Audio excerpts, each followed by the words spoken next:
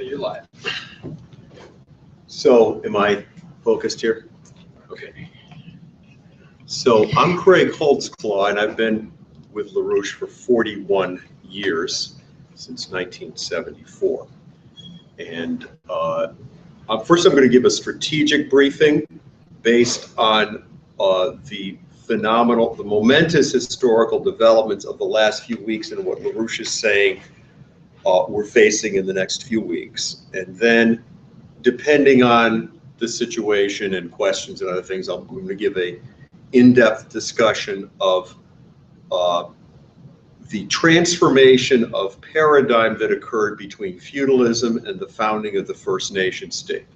Now, there are two key personalities here. One is Joan of Arc, which I'm not going to cover today, and the other is King Louis XI of France, starting in 1461, who transformed the whole world with the force of his leadership and his responsibility for his nation, which no one before and very few people since then have taken. And there wouldn't be in America today if it wasn't for this towering genius of 1461. But to quote another genius, Lyndon LaRouche, who turned 93 years old a few weeks ago. Quote, this is what he said just a few days ago.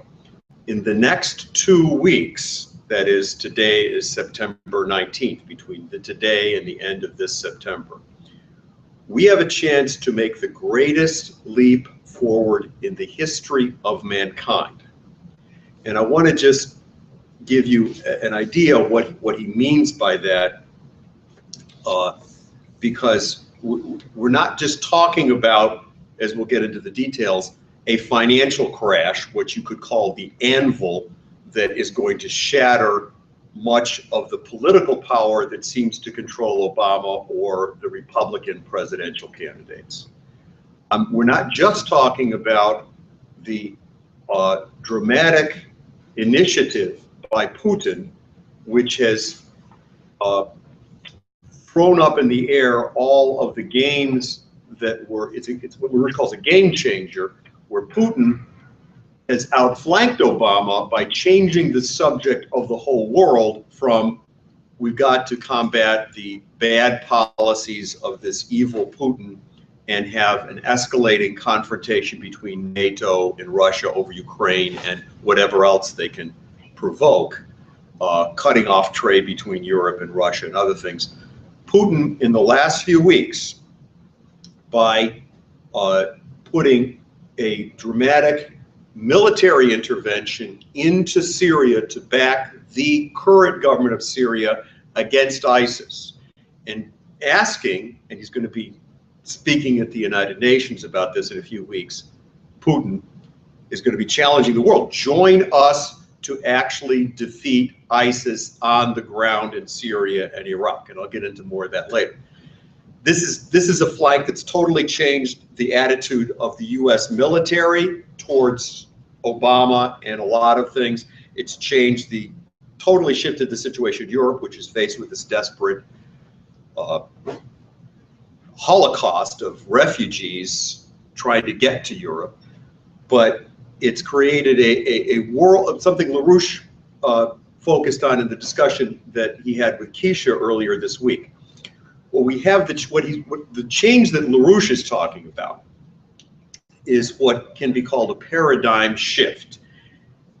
We have a fundamental chance to change human identity. And as LaRouche said on Monday, this is just the beginning. This is a giant global change. And much of the fakery, and this is what LaRouche has really been challenging subjectively, you could say, in the American population. That is, there are the Glass-Steagall solutions, we'll get into the economic solutions, there are military strategic realignments where the US needs to be allied with China and Russia against Wall Street and London. These things are there, but the fundamental change that has to occur is a moral change. As General Douglas MacArthur, and this is 70 years since he said this at the Japanese surrender in 1945 said, we have all these great advances in science that have led to the nuclear bomb and many other things. But he said, if we don't have a transformation morally of the spirit of humanity, this is 1945, MacArthur's saying this, on the deck of the USS Missouri when the Japanese have just surrendered.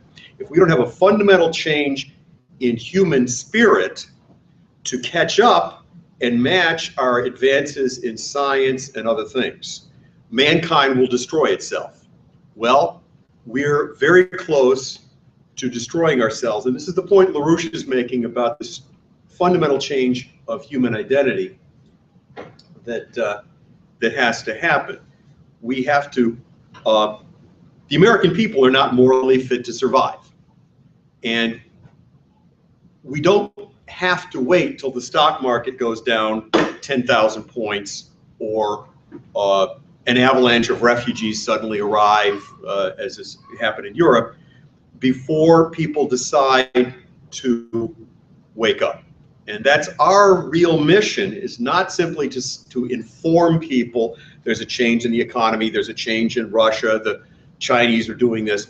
Our real mission is to challenge people to change morally, to really live up to the mission of the American Revolution, which is the mission of the founding of the nation state that I'll get into later. So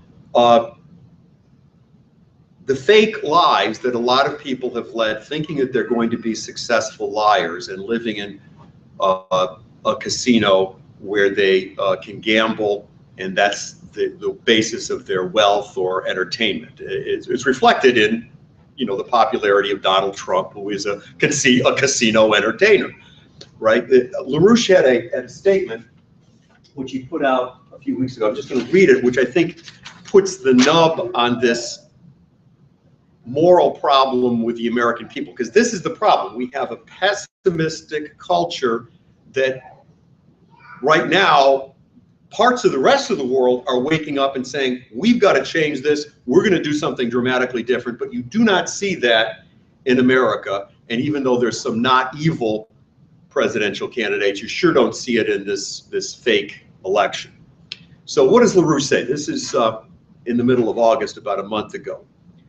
He's talking about, especially my generation, the baby boom generation, but really the culture of America, and why it is that people accept this horror show with Obama, with heroin overdoses being the leading cause of death among children, and they just accept this, all these atrocities, and say, I'm going to get along. And what LaRouche says, he says, the entire system of belief has grown up among us, which is secretly or not so secretly based on caving in to the adaptation to Bush and then Obama. Among those Americans who more than any others should know better, nearly all of them have succumbed to it internally. It's obvious. To try to assuage their consciences, they trap themselves in precious private opinions, petty private projects. They preoccupy themselves with precious little private gripes. All of these are fetishes with which they wall themselves off from the real issues of life, which they ignore. They make themselves completely incompetent deliberately. We cave into the things which oppress us, a tendency which is especially strong south of the Mason-Dixon line in the Confederacy. So I think that really puts the dagger right at the heart of this question that the American people right now, for the most part, are not morally fit to survive. So as LaRouche has stressed, and he stressed again just a few days ago, there has to be spiritual and physical scientific progress in each generation. So how do we inspire people to this great future opportunity, which is now presented to us by the giant infrastructure projects being proposed by the BRICS? The president of China is coming here this week and offering an incredible new economic development program to the United States, but he offered it a year ago, and the vast majority of Americans, not just Obama, ignored this, right? So Mrs. LaRouche talks about this turning point that we're facing now. And she said, before the Berlin Wall came down, and this is a moment, she's saying, this is what we're talking about, the paradigm shift, that can there be a spiritual awakening, if you will, in the American people? And she talked about what she experienced when the Berlin Wall came down in 1989. And suddenly people who were totally pessimistic, who couldn't beforehand believe that it would happen, and LaRouche, I'm not going to give you the details, had forecast this before he was put in prison in 1989, that this Berlin Wall was going to come down. People awakened in Germany at that point, not all over the world, but in Germany, and suddenly wanted Beethoven's Ninth Symphony. They wanted the best culture and the best progress for the world. So the way LaRouche described this quality of change, I think this is earlier this week, that I really want people to hold in their minds as I'm discussing this all the details of this, is he said, imagine yourself listening to a great piece of music that you've never heard before. Maybe a piece by Beethoven or whatever, or before a Rembrandt painting or a Shakespeare play that you've never heard or seen before. And it totally draws you in and inspires you, and you don't really know how it's doing it. He says, can you measure this experience of this great work of art by what you've known before, by some numbers that you can apply to it based on past experience? And he said, the moment moves you. This is exceptional like nothing before. And that's what he's saying when he says a great moment in history is upon us in the next few weeks. This is not facts. It's an intangible new direction, like you're standing suddenly before a great piece of art that you've never seen. So I just want to get that general idea across to you, because there's no scenario Google search consensus software that's going to give us an idea. And if there are other people who say, well, isn't this like this situation? And LaRouche just says, no, we don't know what's going to happen, but it's going to be giant and big and sudden, and we have to be prepared to create the right surprises so that we can educate and take a hold of people who suddenly want to wake up. Right now, they may not want to wake up, but like what happened to the Germans in 1989, very soon they're going to be awakened. Even though they may not want to be awakened, they're going to be awake. So I just want to give an example of this, which has occurred this week, of the kind of surprise that we're creating. We had this conference last Sunday, and I'm encouraging everybody, at least watch the first hour of Lyndon LaRouche, retired Attorney General Ramsey Clark, former Senator Mike Gravel, and Helga, that was on the conference last Saturday in New York. And I think Helga, especially in that first hour, at the end of that first hour, captures all the changes that are going on in Europe, in the United States, even in England, around the world. And she conveys this idea that we can create a strategic surprise. And what happened was, after Helga put out this challenge of acting on the future, Gravel, who's a retired senator, who has some interesting political connections I'm not going to detail right now, he's 85 years old, had a friend at the United Nations who was in the press corps, who worked for the Wall Street Journal, but was a friend of this senator who was a friend of ours. So he said, he didn't do this suddenly, I'm sure he planned it ahead of time, but he had a press conference this past Monday and basically said Obama has to be militarily crushed by what Putin has done, because we cannot allow the United States to be starting all these wars all over anymore. We have to have the United States work with the emerging power of the 21st century, China, and transform the world economically and morally. So Gravel delivered this message, which is LaRouche's message, to the United Nations. They had a press conference. 30 international press show up. And this is like what we did with this intervention, if some people know this, with Hillary Clinton.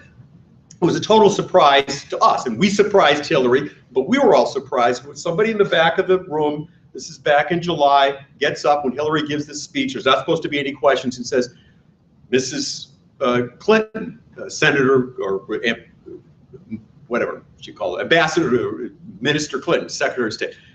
Mrs. Clinton, are you going to do Glass-Steagall? And she refused to answer the question. Later came out saying, absolutely not, I'm not going to do Glass-Steagall. Now, this was covered all over the world. We didn't expect that dozens of media were going to take somebody who usually is called a heckler and ignored, would broadcast this, LaRouche versus Hillary, all over the world. Similarly, we didn't know what was going to happen on this past Monday, but this is a surprise.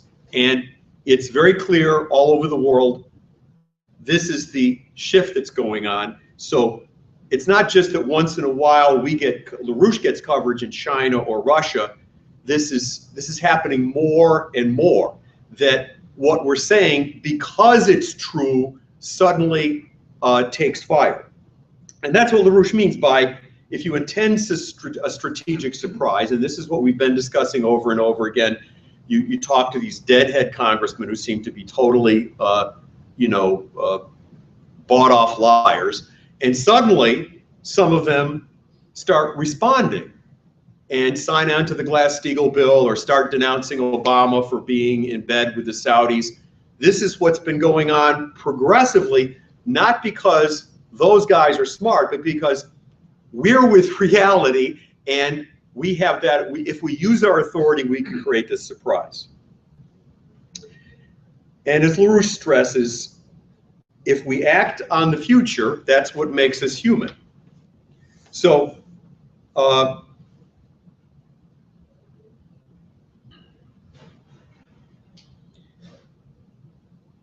what I want to just stress is what's now occurring, that's coming together in this change that's now happening. LaRouche is focusing on the president of China is going to be meeting on Tuesday in Seattle with 15 CEOs from around the United States. Obama did not want this meeting, but he's saying, hey, we're going to do all this great multi-trillion-dollar business from around the world. Why don't you just get in on the business, boys?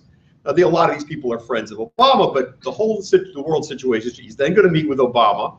Obama wanted to denounce him for, cyber spying or something like that, but he's changed the whole agenda by saying, we want the United States to join this BRICS Asia Infrastructure Development Bank program. Now, to develop that a little bit, last July, a new economic order designed for 40 years by LaRouche was put on the table, and it's now been put into action over the last year by Brazil, Russia, India, China, South Africa. And now there's a larger extension of that put on the table by China as a direct counter to the power of Wall Street and London and the International Monetary Fund and the Federal Reserve. This is the opposite of the New World Order, where 20 conglomerates enslave the world and pay everybody $1 a day. This is an order where the credit doesn't go for gambling and speculation, which, as everybody sees, is about to collapse, but it only goes for infrastructure development, an Alexander Hamilton principle that has been taken from LaRouche through patriots in China, Russia, India, and other countries, and now has blossomed to become a new economic system in the last year. This is already accomplishing things like the completion of a new a doubling of the Suez Canal by the president of Egypt just in August. So what's the chance here is to reverse what most Americans have accepted, whether they call it that or not, is a dark ages. And that change is coming, for the most part, from outside the United States, but it's not, it's initiated by the ideas in a profound way of Lyndon LaRouche, which are now being taken up especially by China. So this is the work of 40 years by LaRouche. And this, people have to understand, all this stuff that's been put out about Russia doing this, China seizing these islands, Russia seizing Crimea, all this other stuff, this is war propaganda like the weapons of mass destruction that were supposedly in Iraq in 2003. It has nothing to do with this. They're, you know, Russia and China aren't saints, but the initiators of this demonizing propaganda justifying threats against China and Russia are the financial empire and Wall Street and London, who are now about to go totally bankrupt. We'll get to the Federal Reserve and the bankruptcy in a minute. So we're not going to stop this danger, which LaRouche was intensely warning about in August, by having an anti-war movement saying, we don't want war, this could kill us. We should say that, but that's not going to stop anything. And most anti-war movements have never stopped any wars. And we're not going to stop this by having some diplomats get together, and they've done this recently, and said, gee, we should have the military of the United States talk to the military of Russia. Now, people have to understand this. Obama broke off all discussions between the US military and the Russian military for a whole year, and they were only reinitiated at the initiative of the Russians. Just in the last few days, the Secretary of Defense of the United States called up the Russian Defense Minister, Carter, talked to this guy Shoigu, and they're talking about, you know, how to make sure we can fight the terrorists together and not, you know, shoot each other in Syria.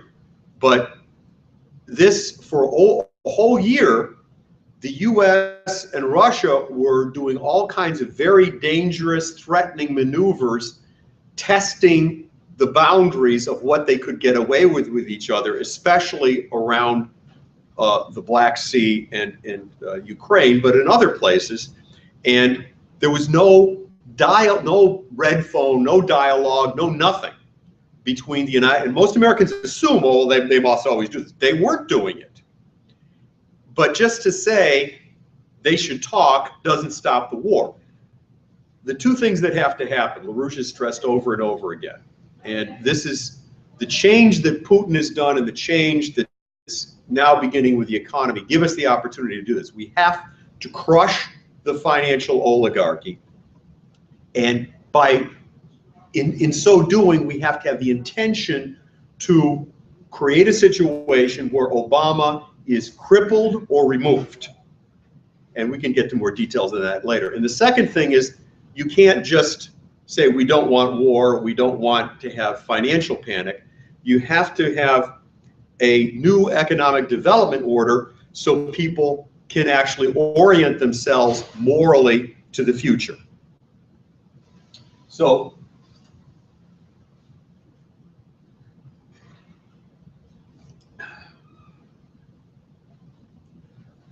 about, well, quite a while ago, LaRouche said there has to be a new strategic surprise of some kind if we're going to stop this intention of the oligarchy to say we have to loot Russia and China, so we're going to intimidate them. You have to outflank this somehow. Now, what Putin did around the beginning of September, 2 weeks ago, is in Russian national interest, but it's a strategic flanking surprise that changes the game of the whole world. So just to give you a few details, what has happened since the beginning of September is that dozens of shiploads and giant air transport flights have come from Russia and from shipping into an airbase and ports in northwest Syria on the Mediterranean. And the Russians at this point are saying, well, we're not going to have a ground operation, but we're going to have a dramatic increase in the firepower and support of the Syrian military to fight the ISIS terrorists.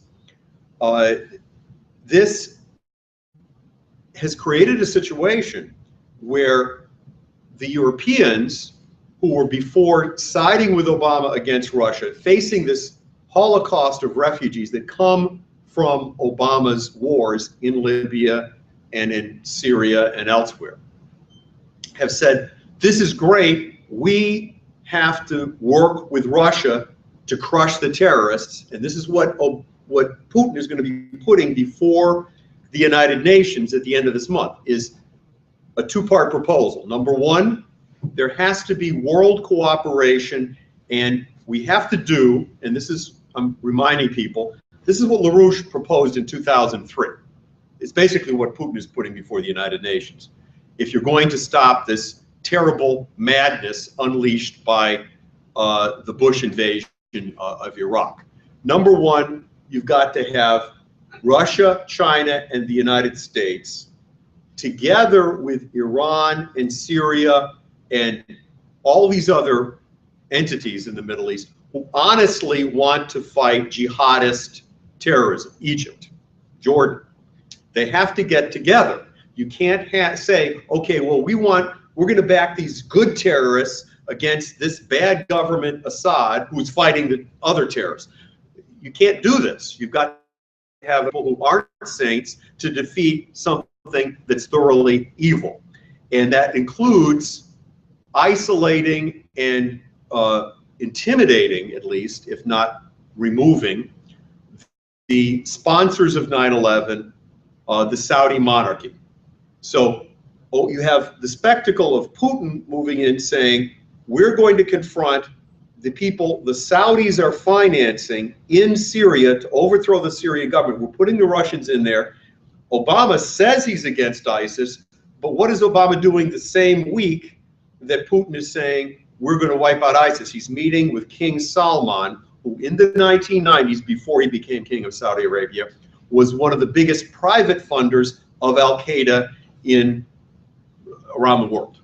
So there's a lot more to say about the Saudi role in 9/11, which we're not going to get into today, but it's on our website, and we have a bill in the Congress to expose this.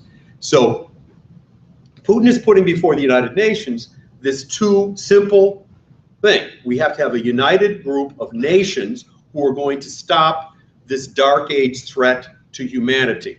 We have to crush it now, and there has to be an alliance of the same nations proposing real stability through economic development. The model being what President El-Sisi of Egypt has just done, as I mentioned before, putting hundreds of thousands of young people out of unemployment, where many of them were being educated in jihadist schools where they could get free food and free education, putting them to work 24/7, doubling the width of the Suez Canal. Now, most people don't even know that this happened, but this was a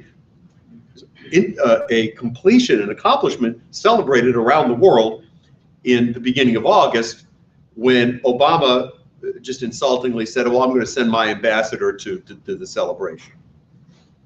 So we have a sudden shift in Europe, and it's an emotional shift. It's not just the Germans saying, well, the refugees are a problem, so what Putin's doing is sane. There was an emotional outpouring, which did not occur all over Europe, but in the German people, if you know something about the history of constant refugees trying to escape from East Germany into West Germany, if you know something about their history of being horrified that Germany or any part of Europe could become part of a new war, there was an emotional outpouring where the German people actually forced their government in the last weeks to say, we have to accept hundreds of thousands of these refugees from Syria and other parts. Mostly it's from Syria at this point, reaching Germany. And it surprised me, I just learned this yesterday, the German businesses and industries and other people are saying, hey, we have a labor shortage because they're not having children in Germany. And we're going to teach these people German and train them because we have 600,000 unfulfilled jobs in Germany. Now, so it's not like there's a credence for people saying these people are going to take away jobs. So that's something I just learned. But all of these things are now coming together.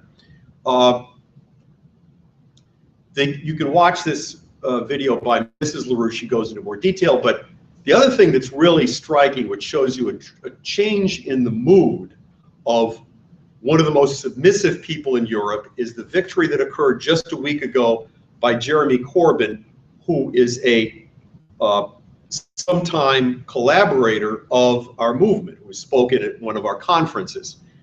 He's now the elected new head of the Labour Party in Britain.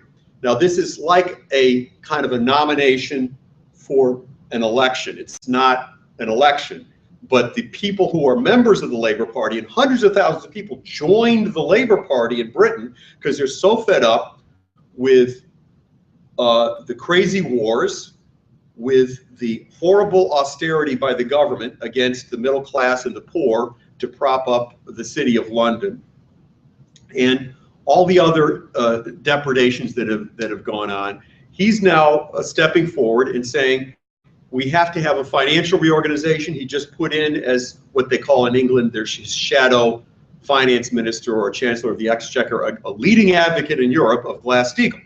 Now, this is causing absolute conniptions among all the Queen's men in the banks of the City of London and explosions in the press. But plain fact of the matter is, this is popular among a certain base, among the people in England who have had it, and that's what it is an expression of. But there's leadership for those people, unlike what you could really look at in the United States. But so Corbyn, who was attacked in the media as being in England by Blair's friends for being a collaborator of LaRouche, is now in a leadership capability of this faction in Britain to go along with all the things that are now happening, where both France and Germany just this past week have said, we can't keep doing what Obama's saying against Russia. We've got to work with Russia, both economically and in this thing with Syria. So, as Helga said, this is a change of mind sweeping Europe, like what she compared to 1989. And that's what I wanted to summarize about that. Now, finally, I want to discuss what LaRouche just said, and there's a press release right at the top of our website today about this, about what the Federal Reserve just did and what this signifies, because the financial collapse has already started, and they're bailing it out in various ways. And the problem is, what I was saying morally before, the American people do not want to leave the casino.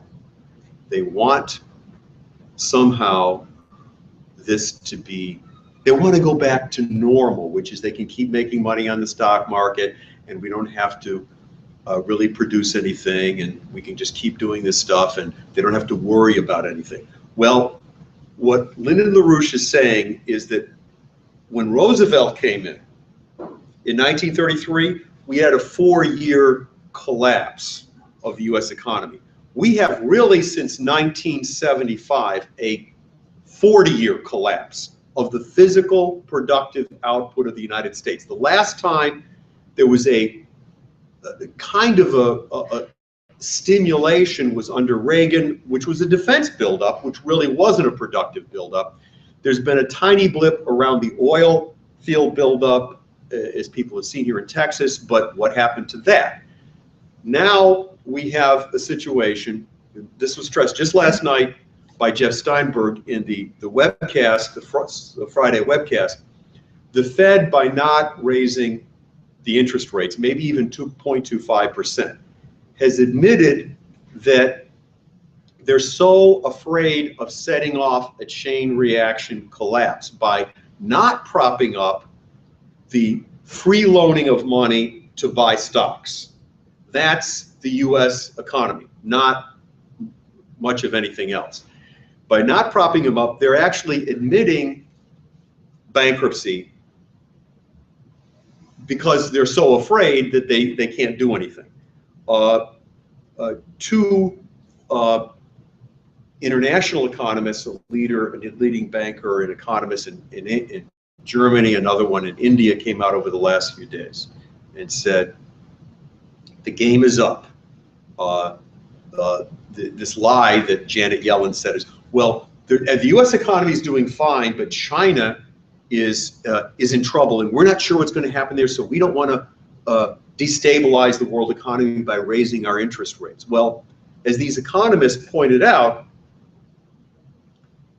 the Chinese economy, and this is very important because people have gotten all this wild stuff. The Chinese stock market went down. They're not exporting as much to Europe and the United States. Well, we're not buying as much. And this is going to cause a giant disruption. It's all the Chinese fault somehow.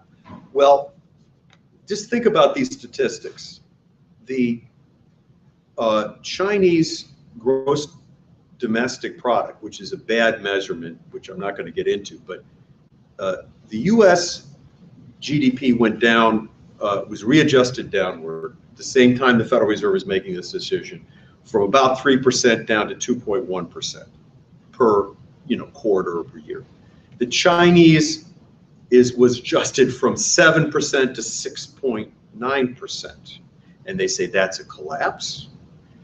The Chinese investment in capital investment in plant and equipment is at 10% a year. What's the capital investment in the United States? About zero, maybe 0.02 or something like that. You have a productivity increase in China on a par, a labor productivity. And again, there's things wrong with these measures, but we're just talking about general trends or directions here. The productivity increase in China, and this is a giant labor force, is on the order of what was going on in the United States in the 1960s. It's about 3%. In the United States, all these economists are saying, hey, this is zero, this is a problem. What are the wage increases in China versus the United States? And all these people are talking about income inequality, and we've got to, take money here and put it there. The wages in China, and that's an immense labor force, have gone up in the last year 10%. In the United States, we're not talking about 1%. It's really negative because all these jobs that Obama's created to replace industrial jobs are part-time and minimum wage. So just to give people a taste of this idea of we're doing great, it's those Chinese that are causing all of our economic problems is a bizarre thing that's repeated over and over. So as Jeff stressed last night in the webcast, he talked to two other top bankers. We have a hopelessly bankrupt quantitative easing. Nothing's been done except bailouts and quantitative easing to buy stocks since 2008. The game is up, the blowout is here. And they can find ways to postpone this a little while, but something much worse than the crash of 2008 is coming down now this year, and that's going to throw all the political chessboards, all the fantasy football, political election rhetoric way out the window very soon. Before the election.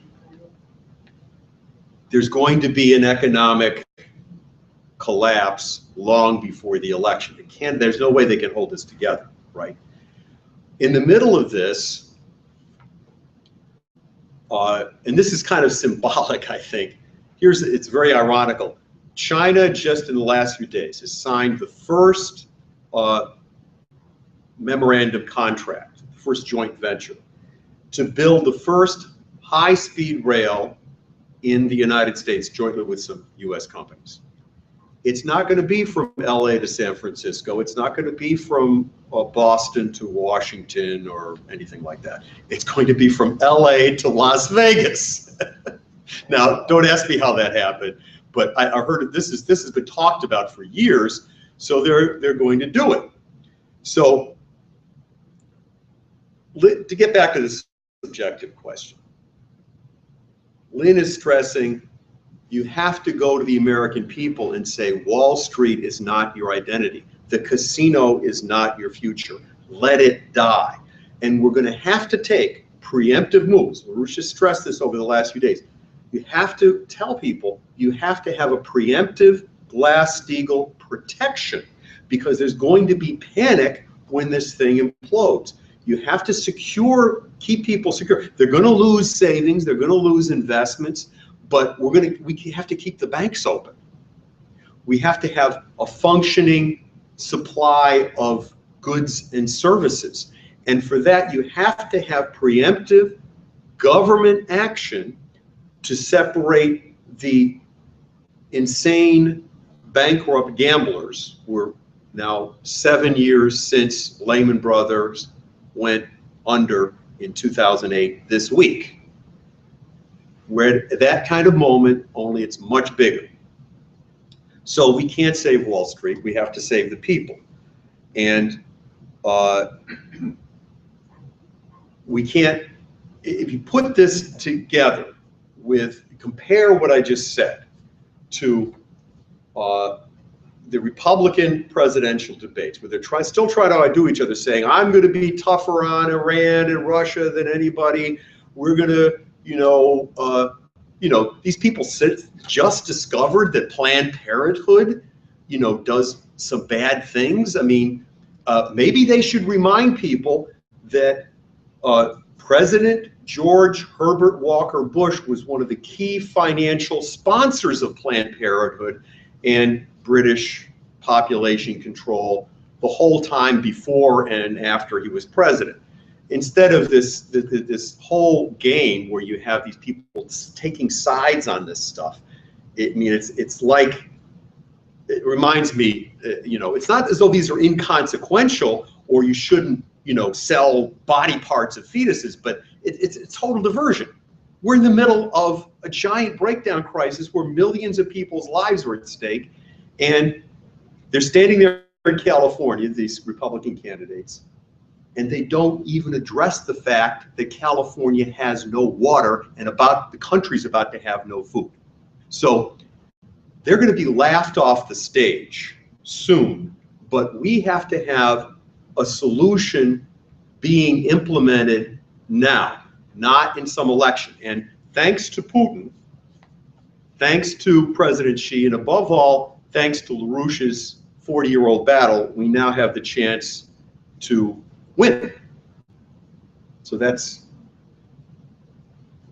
the briefing. Yes, a dumb question. It's like this 10% rise in wages in China. Does that include people going from peasant farming to industrial jobs, or is that a real 10% rise in industrial wages? I don't know. Because the last I read about it, which is some time ago, you still have 70 or 80% of the population of China working on farms, like just families. 70, 80%? 70%. No.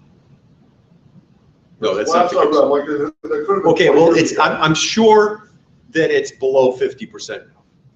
I'm sure that it's below 50%. Yeah, I like to think that way because all these red sunsets you get in California are Chinese topsoil, right? I mean, agricultural practices from the Days Valley. Yeah, it's changed. It's changed. I'm sure that's changed. Now they have a big problem.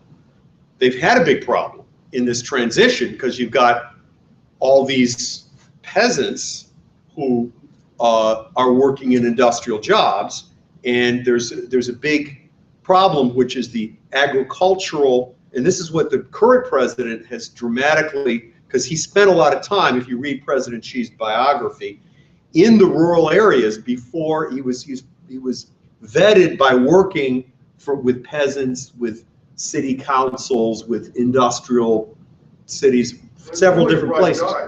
Right, but he understands that you have to take care of the agriculture base of the country by not just giving them equipment, but making sure that they have decent income. Because in the past, what's happened in the rapid industrialization, you had the peasants treated, the coastline had increasing wages, somewhat increasing wages, and increasing living standards, and you had very, very poor continued situation and poor education in the rural areas, which was, 20 years ago. I mean, the change in China, we're talking about 680 million people 25 years ago below the poverty level are now above the poverty level, right? There's still 100 or 200 million people below the poverty level. But that's an incredible change.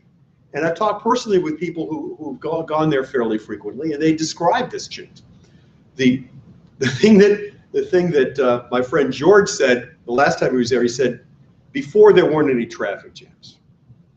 You'd have the only car in the street, when he first went there. And now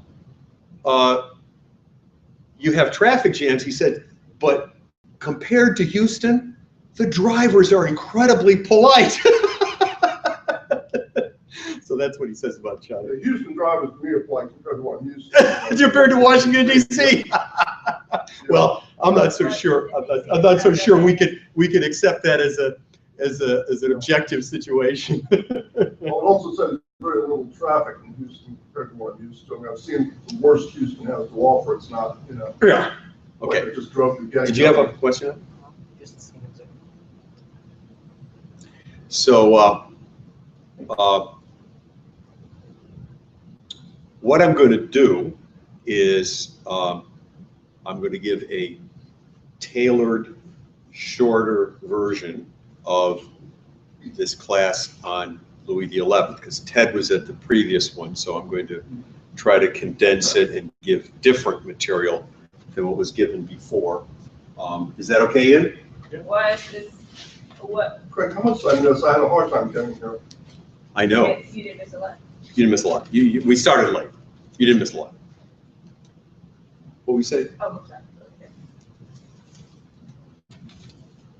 So we're talking about, I'm going to stand over here, Ian, because I can get to the board. I don't want to change that thing. Are you going to say why you started working on Louis XI? What provoked? Why do you think I started, Keisha? You're going to tell me. I'm going to tell you. No. Maybe so you can understand how this. Well, I was always, I read this book about 10 years ago, and I'm going to pass this around because it's got pictures. Actually, I'm going to pass this around first. This is a portrait, maybe one of the best portraits of Louis XI. You can pass it over to Ted because everybody else has seen that before. But I read this book, Louis XI, The Universal Spider by Paul Murray Kendall, 10 years ago. And I got a little bit out of it, but since then, I taught a class earlier on Joan of Arc, and now I'm getting into this, because the key thing LaRouche is stressing about Joan of Arc and Louis XI, and what really is attractive and exciting about studying this, is how do you change a world accepting a dark age of feudalism to a Renaissance? What is the quality of divine courage in the part of Joan of Arc and more cultivated intellectual leadership on the part of Louis XI that's required of us today that you can learn from them? If you're going to actually change, as I started out by discussing, LaRouche's idea of this profound spiritual paradigm shift, because that is what occurred. And it wasn't something that, it was something that took hold of people through these leaders and through tumultuous events. It wasn't something that it was something that seemed totally impossible standing in France of 1400. What happened later? Does that answer your question? Yeah. And that's what we have to learn today, is that lesson. So what we're talking about is, I'm going to get a marker that marks here. No, I don't have a marker. We're going to keep trying. Let's try big too.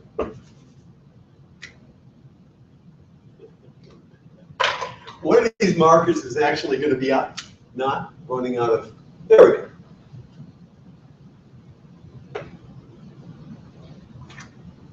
You're talking about Louis the 11th. He was born in 1423, but he didn't get to become king till 1461, and he died in 1483. So this is the period. Now, Joan of Arc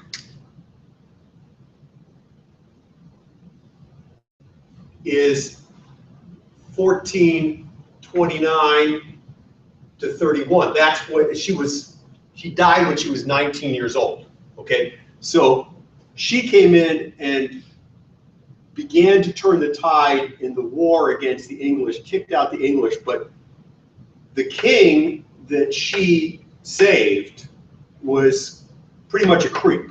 His father, Charles VII, I'm not going to give all these names, but he from 1431 to 1461, there was the king who was not all that great, who was spending more time with his mistresses than transforming the country.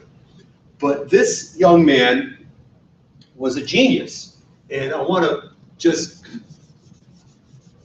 spell out some things here. I want to paint the picture of the difference between what I was saying, the feudal paradigm, and what happened. What was the start? We're talking about 1400, okay? And what came out of this after Louis XI died? The first thing is that you have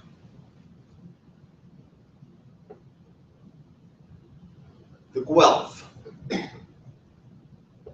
called the Black Guelph, who in 1250 had a bunch of wars and said, we're going to run the church, we're going to run the oligarchy.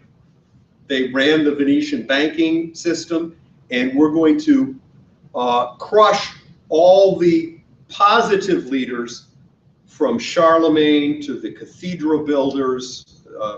There was a famous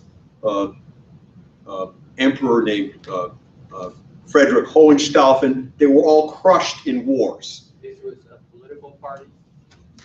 It was a group of related oligarchs, and it was called the Guelph Party, and the Guelph Party today is Queen Elizabeth. They're all related bloodlines, okay?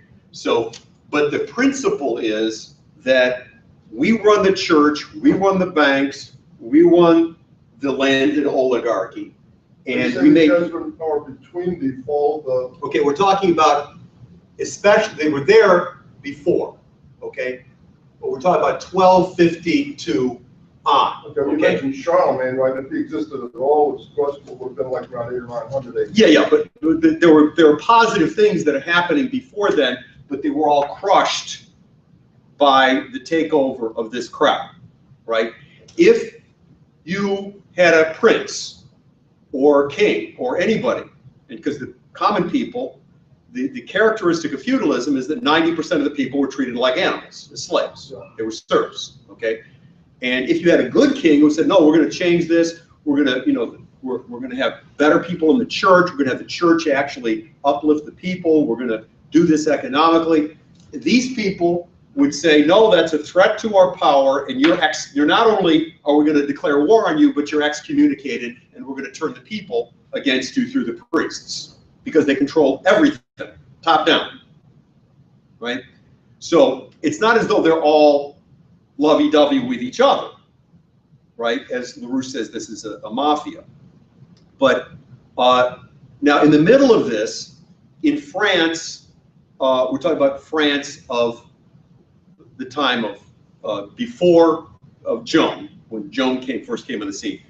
The Catholic Church, and people just don't have a sense of this, they owned a third of the land in the whole area.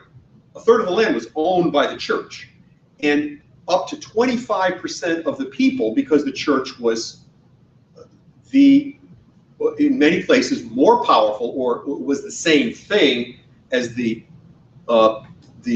nobles. The 25% of the people worked for the church, and they were professional aides to the priests, or they put on all these holidays or processions or whatever, right? Most of them weren't learning classical singing. They were just, peasants who happened to work for the church. They worked as peasants on the church lands, right? But that's the power of the church that it was at its time. Now, the second thing that's really important to understand is the Crusades and what's called chivalry. Now, we're talking about around 1100. There was an effort, they were building all these beautiful cathedrals, which you can go to France and visit today, okay? There were efforts to create certain positive developments to uplift the population, to promote science and city building and expanded trade by various leaders. But top down, this group, who later took total power then, around 1100, they started the Crusades to say, oh, these bad Islam people have taken over Jerusalem, so we have to have a religious war to take back Jerusalem. But like the neocons today, the whole idea was a total war order. And the whole system became not lords taking care of their area or their people, but we're going off to the Crusades to fight war. But of course, you have to borrow a lot of money from the one group who can loan it in Venice to do the Crusades. Now, the Venetians incited the Crusades. They had Crusades go conquer Constantinople and take it over. And the objects that you see in the Venetian Cathedral of St. Mark's are stolen objects from around the world, okay? That's what Venice was. They were a robber baron culture that was looting the whole planet. But that's who was in power. So in France, when Louis came in, 1461, you have 21 million people, 200,000 nobles. We're talking about 1% of the population are nobles, and the rest of the people, there were servants to the nobles, so we're talking maybe about less than 10% of the people. And many of those servants couldn't read and write, and many of the nobles couldn't read and write, okay? So we're not talking about anything but a 1% ruling a 99%. That's feudalism, right? And constantly, the whole idea of chivalry is you're going to have all these jousts and you're going to have all these parties. You're going to loot or borrow whatever you have to borrow to go to war against your neighbor whose great aunt, your neighbor died, and you say, well, look, I have a claim to that. I'm going to go borrow money from Venice and go to war against them.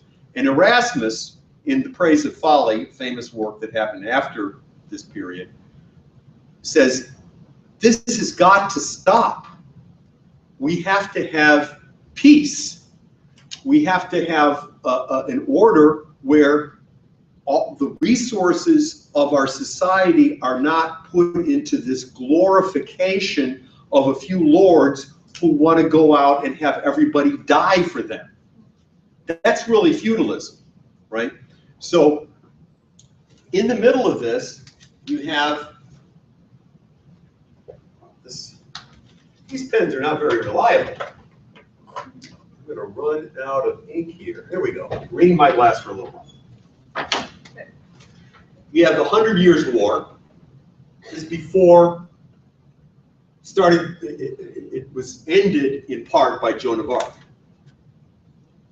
Now we're talking about 1335 to 1435.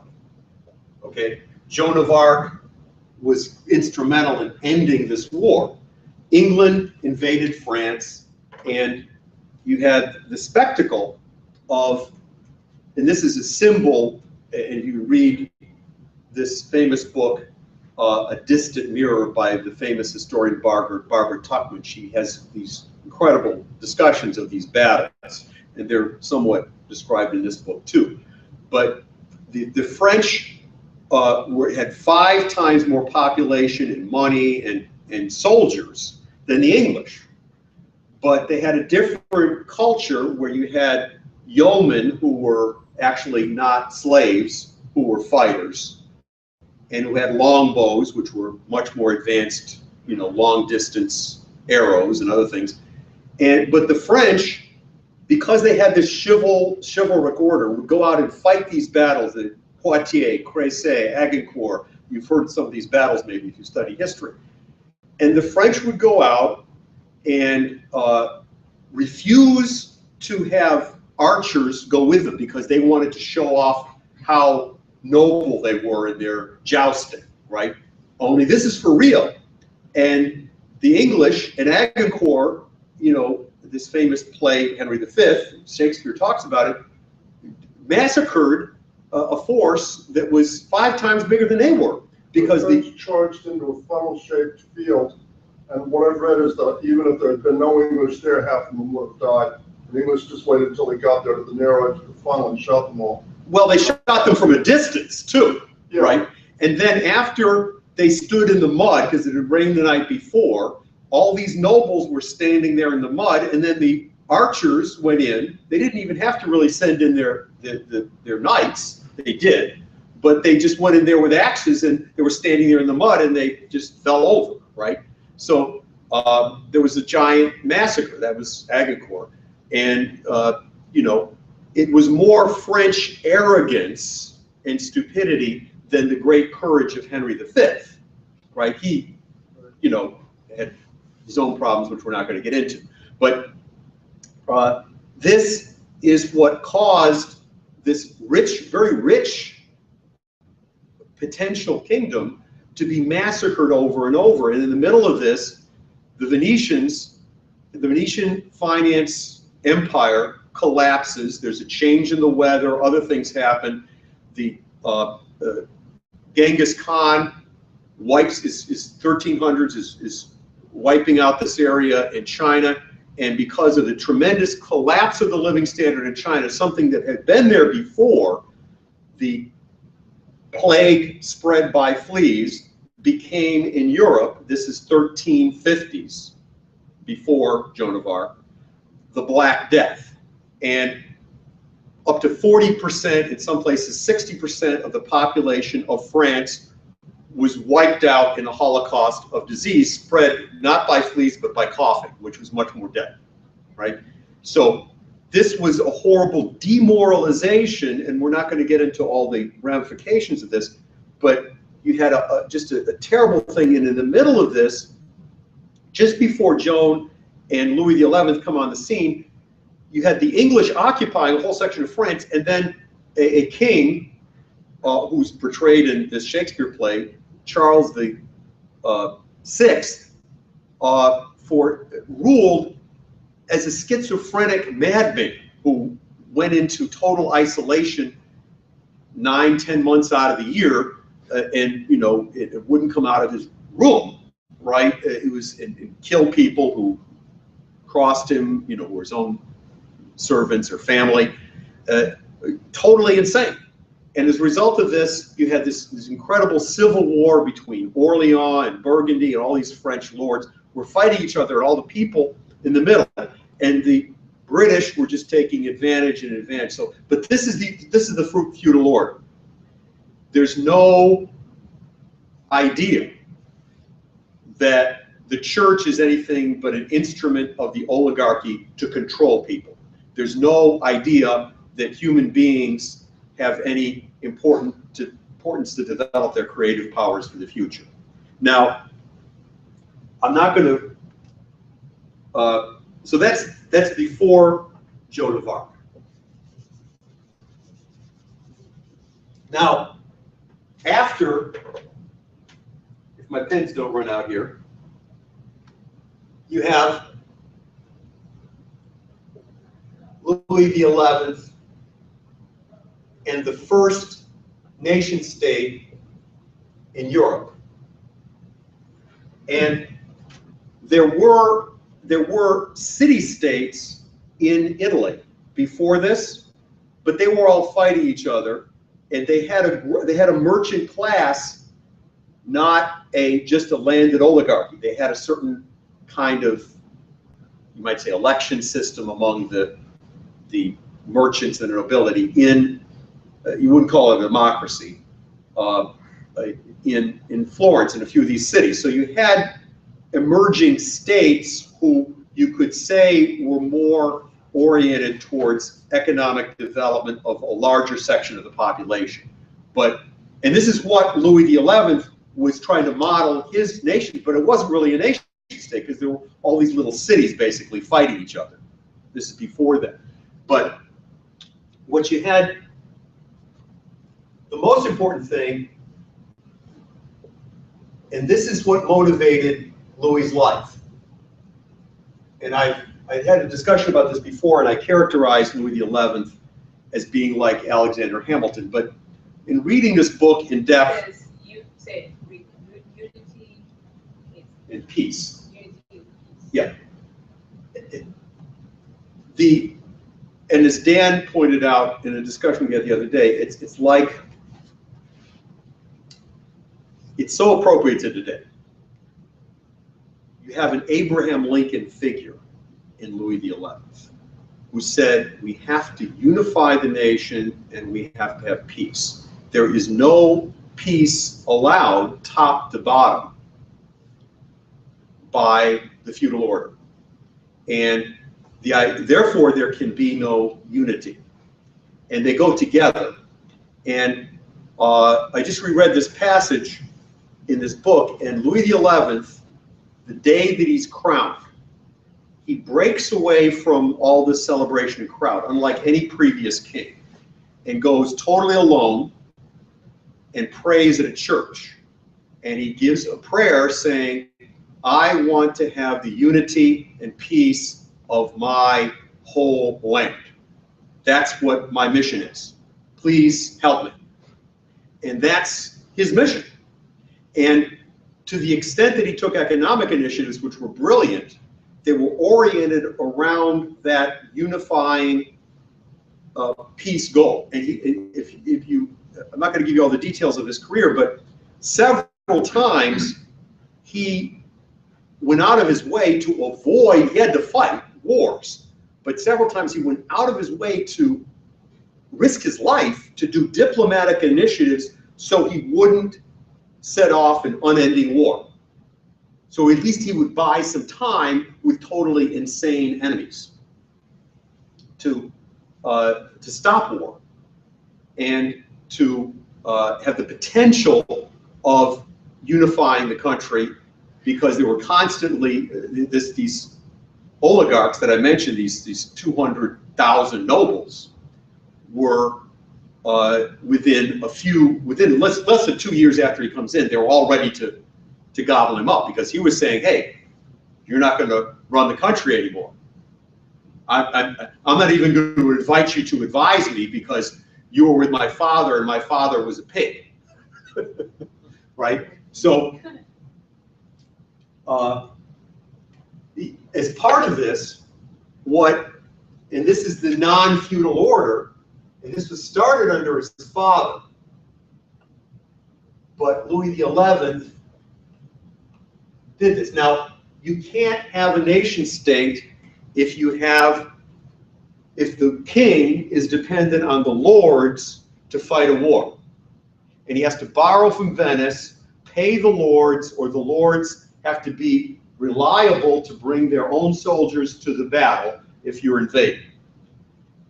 You can't have a nation state unless you have a national army under these circumstances. So how do you pay for a national army? And that's I'm going to get to in a minute. But if you're going to have peace and you're going to have national unity, you have to have a force. And what Louis XI did before he became king, he was put in charge of a group of cutthroats who were mercenary professional killers who had been doing, they call it écorchure, which means you strip off the bodies after the battle's done and you take the loot, right? And he was sent by his father to for certain battles in Switzerland before he became king. And he befriended a bunch of these people, and one of them later became one of his top military people. And some of them were really total, utter scoundrels, and others were professional military people who had some competence. So he sorted out who these people were, and then when he became king, his father, who, in order to fight the English and finish the 100 Years' War, which happened around 1435, before Louis XI, the 100 Years' War was over. But what he did is he formed a national army, so whenever suddenly the British decide, in this, he tried to buy them off and maneuver inside the court of England not to do this, but the English invaded in the 1470s and sided with his archenemy, Burgundy, and were threatening the kingdom. He could say within a matter of a week, there's a national army totally mobilized, everything's done, the artillery's there, the soldiers are there. You don't have to rely on some, unreliable sources, right? And therefore there was, and he could do this before they started a war. He could put them on the border of somebody and say, you don't really want to go to war with these 10,000 people and you only have 5,000, right? Why don't you sign a treaty with me, right? So that's one of the key things. So as a result of this process, I just say this as a sidelight, Venice was almost totally destroyed in 1509 after Louis XI. All these kingdoms got together and said, we've had it, you people are looting, you're always stabbing everybody in the back, and we're not going to tolerate this. And unless, if they hadn't bought off the Pope at the last minute in 1509, the Pope was part of this coalition to crush them, and it included France, Germany, Spain, the Pope, most of the other city-states. And if Venice had actually been wiped out in 1509 by the power set loose by Louis XI, he was dead at the time, there wouldn't have been a religious war between the Catholics and the Protestants. There might have been divisions, but there wouldn't have been that war. There wouldn't have been most of the destruction of civilization since then, because it was the Venetian lords who intervened first in Netherlands, then especially under Henry VIII. They bought off Henry VIII. They took over the kingdom. Got all these nobility. Many of the nobles today, the Rothschilds and the Cecils, came from Venice. Okay, this evil hasn't stopped that we talked about from feudalism. It's still there. And I talked to a Habsburg. I repeat this, but there's some people here who maybe haven't heard of it. In 1980s at the Dallas-Fort Worth Airport, and he's very genteel. guy in a very nice suit, and he listens for a while to what we're doing for these economic development programs. And he says, "Do you know who I am?" And I said, "No, who are you?" He says, "You hold up this ring. It's a Habsburg family ring, which you take the thing and you imprint on the wax to sign your seal, right?" And then he very paternalistically says, "Well, what you're saying is very noble, but this is not human nature. The natural order of things is feudalism. And Americans are very enthused about certain things, but it's really a mistake that the founding of America and the whole idea that America has is a mistake because it's against the natural order of things, which is feudalism." Now, he didn't say this, but he meant that we're the superior beasts and you're the inferior beasts. And there's no such thing as natural rights, because if you follow that, you create chaos and instability, and you lose all order forever. So what we're simply doing is bringing back order. Now, that's what this was designed to stop, and that's what we have to take to heart today. Where was this guy from? I mean, your Habsburg. Someplace in Austria or Germany. Okay. Not from Spain. No, he wasn't. He was a German speaker. So the other thing, we're talking about economy with Louis XI. Okay, now this is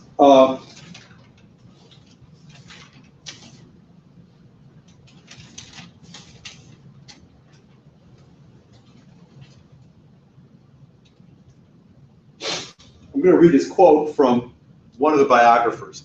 "Never before Louis XI did any leader of any kingdom have such an explicit policy of growth and profit, the clear concept that creative labor can produce more through advancing technology than was consumed before, that we can constantly increase over a period of time the productive output of the country." It wasn't the intention, right? But that was the intention, to have a growth economy, non-subsistence. And the key to, again, we're talking about unity here, and this is something he said at the end of his rule, but this is what he did. The idea, he called it one law, one weight, because you have all these wild different measurements, and one currency. Now you can imagine, we take this for granted today, like we take, national unity today, even though we had a civil war, having a nation that has 20 different laws based on 20 different oligarchs, different weights in different parts of the country, right?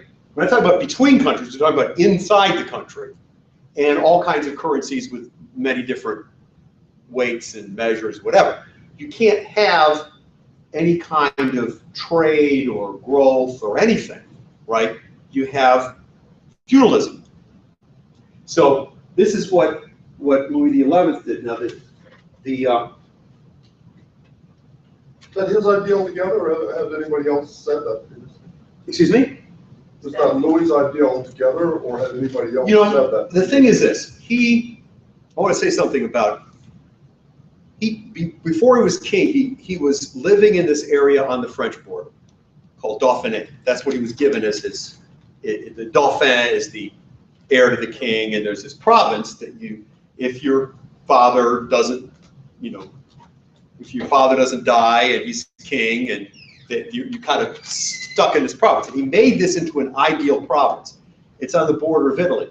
He not only befriended the top intellectuals of, some of them were ambassadors, from Milan and these other countries to his father, but he taught himself Italian, and he began to totally absorb all the advances of Italian culture.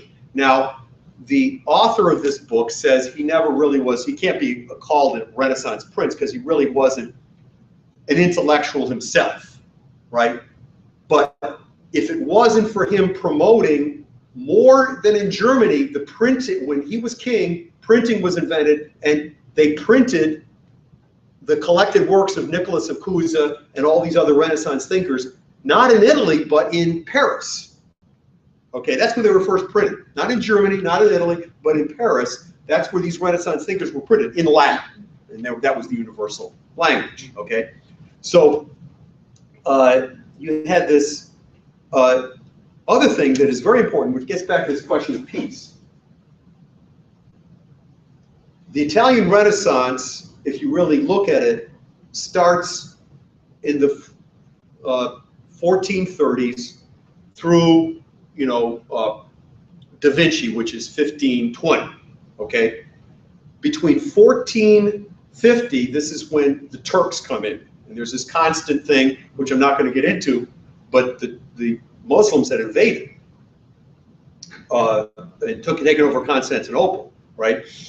But in Italy, which was the birthplace of all the beautiful ideas of the Renaissance and government of the people, by the people, for the people, it started in Italy, okay?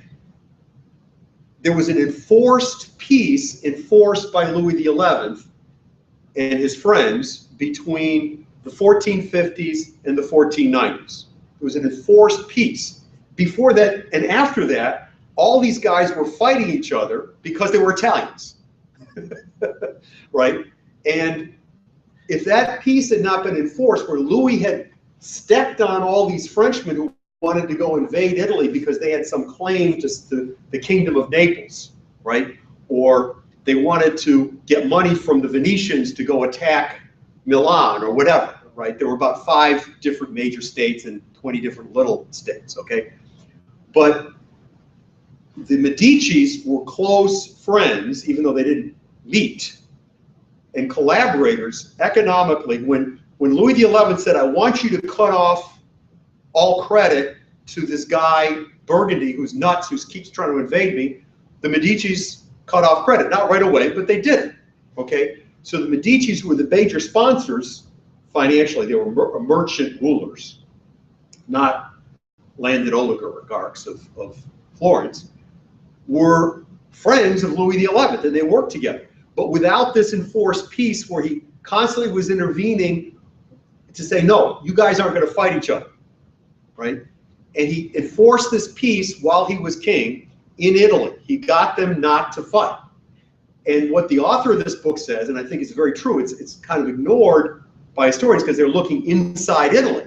But they say, hey, this great intellectual development that we owe a great debt to, that actually changed France, later changed England after Louis XI, and changed the whole world, which is one of the founding things, as LaRouche says, the Council of Florence in 1439 was key ideas to the American Revolution, right? That would not have happened if Louis XI had said, no, you're not going to fight each other. Because you can't have that intellectual development if all the energies and young men are being wasted in war, right? So that's why I really... they were just fighting each other because they were Italian. I mean, they were fighting each other because of these different, the white Welsh and the black Welsh, yeah, and the Ghibellines and all these groups. Well, that was more before there was other things going on in this period, right? But yeah, there were Guelphs against Guelphs. I mean, there were all kinds of things. I'm not going to get to the details of that right now. So to get back to the economy. So the key thing that Louis did is, how do you have a merchant trading class that is dramatically increasing the income of the kingdom? What do you need to have that as opposed to an oligarchical, a landed oligarchy that doesn't pay taxes? And the church, which owns 1/3 of the land, right? Now, what do you need for this? You've got to have cities that are protected and developed and have infrastructure. You have to have infrastructure, including roads, canals. At the end of his life, he made this big thing to make Marseille, which is the south of France, not the Italian. What before was you had all these Italian ports, and the French goods, the goods came into France through Italy, not through the port of Marseille. So he built up the ports in Bordeaux, Marseille, other places, right? So you had ports, you had mining. He made giant subsidies to get skilled workers in from Germany to do mining. He drained swamps. This is big government. Now you have all these people today in America who say the foundation of capitalism is the free market and we have to get rid of government. There would be no national economy development of a merchant class without big government from Louis XI, period. End of debate. This is the foundation of America and national economy today. Now, you look at all these bad things the government's doing and you can't say, oh, well, these reactionaries who just say get rid of government, you know, you can't defend the policies of the government. But this is the foundation of Alexander Hamilton, Abraham Lincoln, John F. Kennedy, the idea that you use the power of government to promote advances in physical productivity. But you can't do this, and this is the key thing here. What he did, I'm going to read this here, is he used the tax system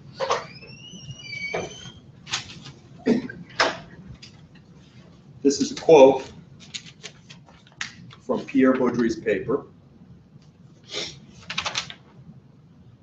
This is an ordonnance, a declaration of which there were hundreds or maybe thousands.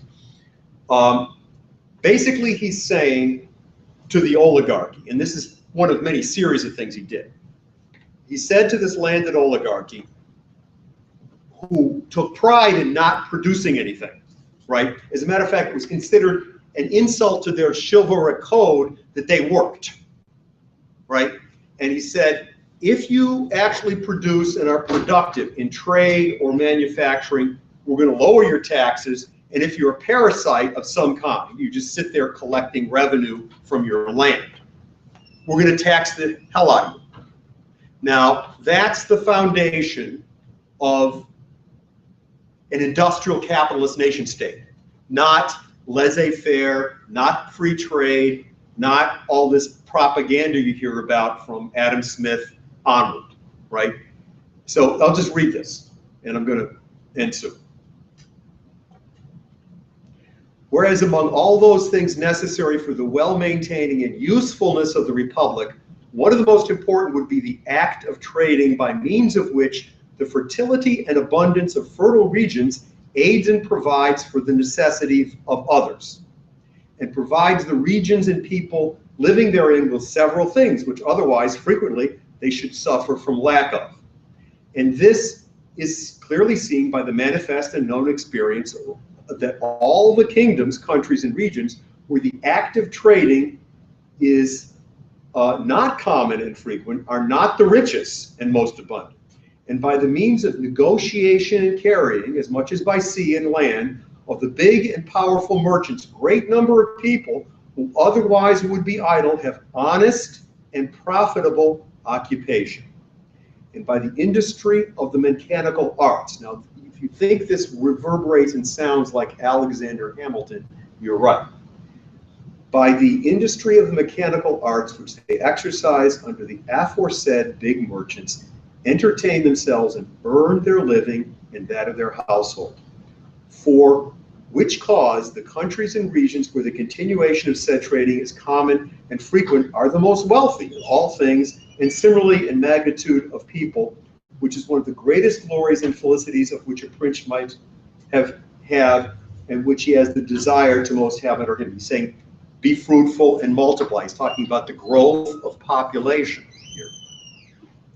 Let it be known that we, the royal we, desiring with all our heart to practice all the means which can be turned to the profit and utility of our subjects and give them industry where they might profit and enrich themselves and better live under our law.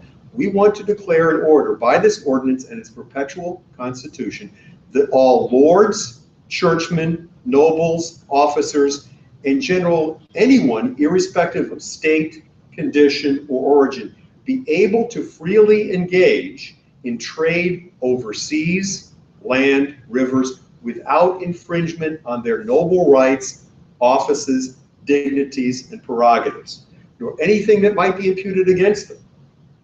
So this was enforced by a giant increase of taxes on the feudal oligarchs, not so much on the church, but he basically took over the church politically, so he had them in their some of their revenue working with him, right? And this is how you created a giant shift in the culture where you had 10,000 people working in a silk factory in Lyon and in Tours and in places in France where before the silk was taken from China or was produced in Flanders or some other place, right?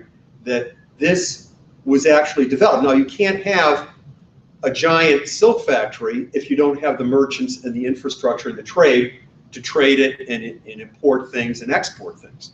But that was the idea of, that was his idea of unifying the nation and creating a situation where the oligarchical class, which was totally dependent on Venice and on feudalism, would be reduced in power economically, and this is how he had the revenue to deal with uprisings of his own oligarchs, with foreign invasions.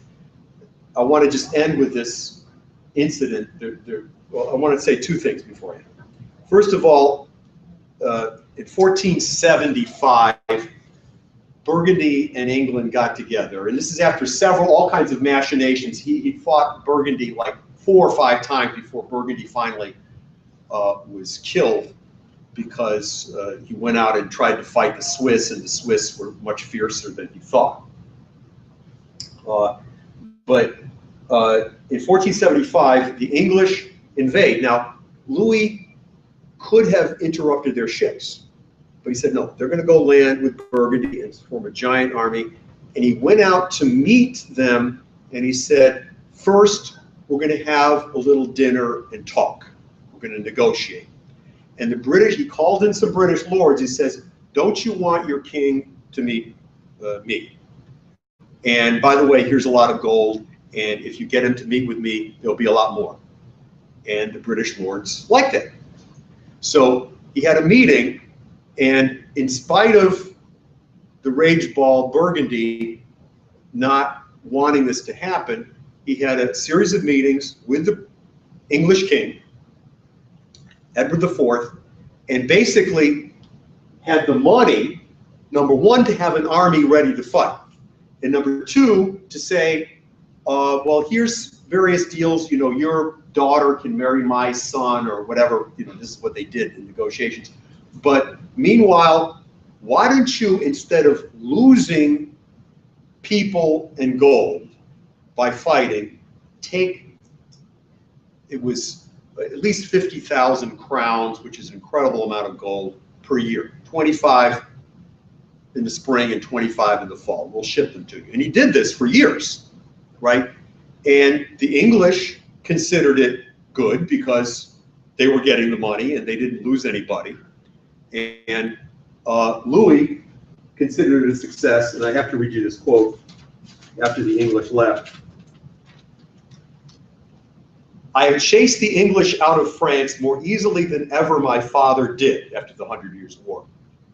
For my father turned them out by force of arms, whereas I have driven them out of France by venison pies and good wines, which he, you know, he had them in many parties before they left, celebrating this, right? But that's this principle of economic development and peace. and winning the peace, right? That's the key to Louis XI. Now, one more thing I want to say I have a question. is that what really characterized Louis also is that he spent his whole life, and there's more I can say about his childhood, which was very interesting because he was educated by Renaissance thinkers. And he was the first, you were going to ask about that? Yeah. Okay, well, I'll get to that in a minute. But the key thing is that he learned, what his biographer says, he learned from his mistakes. That he would, when he first came in, he says, I'm the king, I don't need these oligarchs, I hate them, they're all with my father. And then they rebelled against them. And so what he started doing is he brought them into his court after he defeated them or forced them to sign a truce. And some of them he knew were going to be lifelong scoundrels, but he promoted them and put them in place anyway, and he put a bunch of spies around them. Others of them who were more like the professional soldiers or, you know, diplomats or whatever, who weren't so much the oligarchs themselves, but who were the servants of the oligarchs, he said, I really like you. You're very skilled. Now you work for my enemies, but I defeated you in this war. Why don't you come and take a position at twice the wages for me? And very often, because of his willingness to forgive and recruit and befriend these people who before, under the feudal oligarchy, they would have said, we're going to execute you, your enemies, we're going to throw you out of the kingdom, whatever. He recruited them, and because of that, he had a group of incredibly skilled advisors, many of whom had previously been his enemies, who were totally loyal to him because he was a great man. And they did all this in 20 years? Yeah. And that's astounding. Yeah. Yeah, and this is the key thing. When he came in, the revenue of the kingdom was 2 million livres or whatever. When he left, it was 5 million. We're talking about, there's different taxes, sales taxes and land taxes and other things. But, and the income, the wages, the living standard was doubled in 20 years. That's a result of all of this, okay? Wow. So the cities we had 2 or 3 times the population. The merchant class went up 10 times in many places. The revenue increased. And the other thing, well, that's basically what I wanted to say. Now, to answer your question about his upbringing.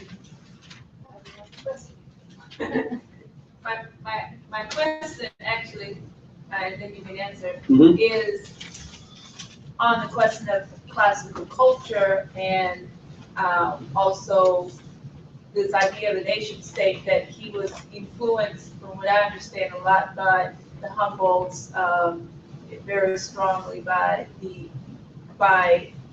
development of classical education. I think this was from Thomas Aquinas, and correct me if I'm wrong, but as far as how to educate the population, because that's what he was strongly organized around, educating the population around higher scientific and artistic conceptions. Have you read anything? No, that? I don't think that that's really fully the case from what I've read. Now, he had, and this is going back to the relationship, and which was earlier, Joan of Arc, and influenced by the Brotherhood of the Common Life. Yes, Yeah, okay. So I'll get to that. But the key thing about Louis XI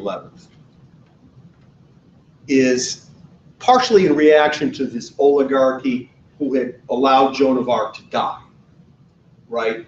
And who advised his father, and who he hated. He grew up, well, I'll just tell you this character of his, and you see, no, he didn't really institute, there were church reformers who were involved in educating him, who were committed to that, okay?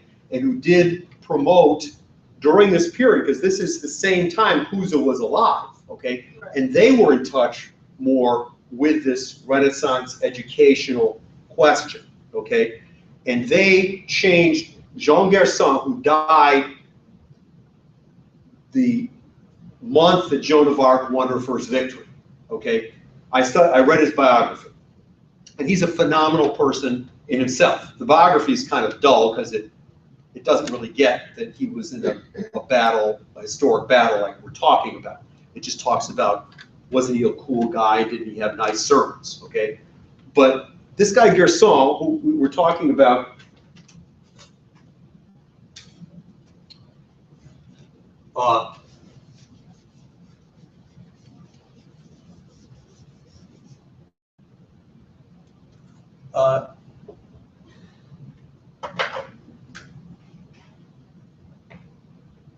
Jean Gerson.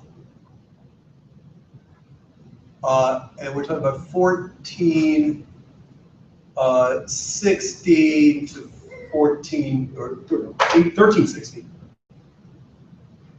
to 1431. Okay. Now, see, there's this whole grouping that said this is in the middle of the Dark Ages, the middle of the Black Plague. This group, Gerard de Groot and other people, I'm not going to, Thomas Aquinas, the group, yeah. They said the church is totally corrupt, it's part of this oligarchy, and we're going to basically create our own grassroots worship. And we're going to educate orphans, and the Brotherhood of the Common Life said, okay, well, we're not going to take money from the people like the church does. We're going to earn our money, which is a radical conception, right, for a religious group at that time. They either begged or they were part of the church ownership of the peasants, okay? And they said, we're going to translate and transcribe, because before printing, the great writings, not just the Bible, but all kinds of other things. So therefore, they all were literate, right? And we're going to teach orphan children. They did cooking, and they did transcribing and writing, okay? And they earned their keep as a religious community. And they had women's communities, men's communities, whatever, right? The Brotherhood of the Common Life. So this is during this period, and Thomas à Kempis lived, he was 90 years old. He was during this whole period through practically through up to Louis XI, okay? So you had these great intellectuals, but they were not directly in the court of Louis XI. But they had influence. They had influence on the culture, and especially on the church, because there was a whole current in the church that was saying, we're not going to get up there and preach to illiterate people in Latin and hope that they might guess what the few words mean. We're going to tell them in French here. And the thing about Gerson is he's saying, you have to inspire the people to be good. Big revelation, Christian revelation, right? But that wasn't what the priests were doing, right? They were doing this formal ritual stuff, and you're going to go to heaven if you obey the Lord, the feudal Lord, right? And so he had this total revolution in the church, and he was involved in the Council of Constance, 1415, which was they had to unify the church. There were three different popes. Okay, there was all this mess. I'm not going to get into that right now. But they were dedicated to educating the poor, speaking in French, and creating a situation where orphans and young people, the biggest social mobility that was possible in the country was military service, which was kind of dangerous, right? And usually they didn't promote somebody who was just a little soldier to be a top captain, right? Unless they were really something, right? But the biggest thing, Gerson was born a peasant, okay? But he was smart, and his parents said, we're going to send you to this school, you know that. And because he was an excellent student, he became the head of the University of Paris, even though he was born a peasant, right? So that's social mobility, right?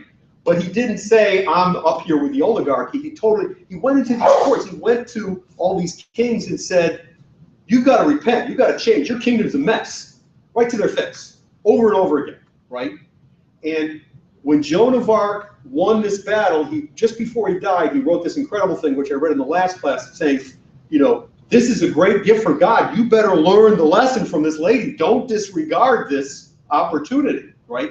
Because it was a transformation because of Joan, where, again, on this question of the common people, this peasant who could not read or write, who was totally eloquent, she was an incredibly brilliant speaker, okay, became a leader, organized the troops, said, no, you're not going to be with the whores, no, you're not going to curse, you're going to go fight this battle, and we're not going to fight for the hours that the lords like to fight. We're going to fight from dawn until dark, until we win. And she totally changed all the principles of this chivalric battle, and she started winning. She started winning battles, right? But it was a common peasant girl. It wasn't a daughter of the oligarchy. And this had a profound effect on the national consciousness, right? Which Louis and these people were standing on, but it wasn't like they were saying, we're going to build more schools and do all this stuff. That didn't happen at this time. Did you want to take some literature before you go? Okay. So, just to build this out, we're getting towards 2 hours here, but I wanted to completely answer your question. Jean Marguerite, lieutenant of Garçon, is the tutor of Louis XI when he's age 5, okay?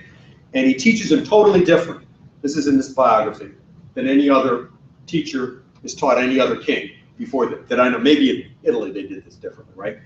But these are his rules that Garçon wrote to Marguerite, right? No flattery. Teach by attractive encouragement and love of learning. Teach in French, the books are in French. Not you have to learn Latin and then you regurgitate it back to me, right? Nurture initiative, find out what his personal interests are, praise him, not coercion. No whipping, just reprimands, right? This is a revolution to train anybody, but especially a king, because they usually had the, and you see, he never saw his parents, and unfortunately, he didn't do such his son was, he was aging and his son was off somewhere else. And he didn't really reproduce this for his son, even though he wrote this beautiful work, The Rosebush of War, he never befriended his son, right? But Garçon says the key to the future of a good king is humility and clemency. All men have to be treated equal in the sight of God. This has to be instilled in this young boy. And it was, right?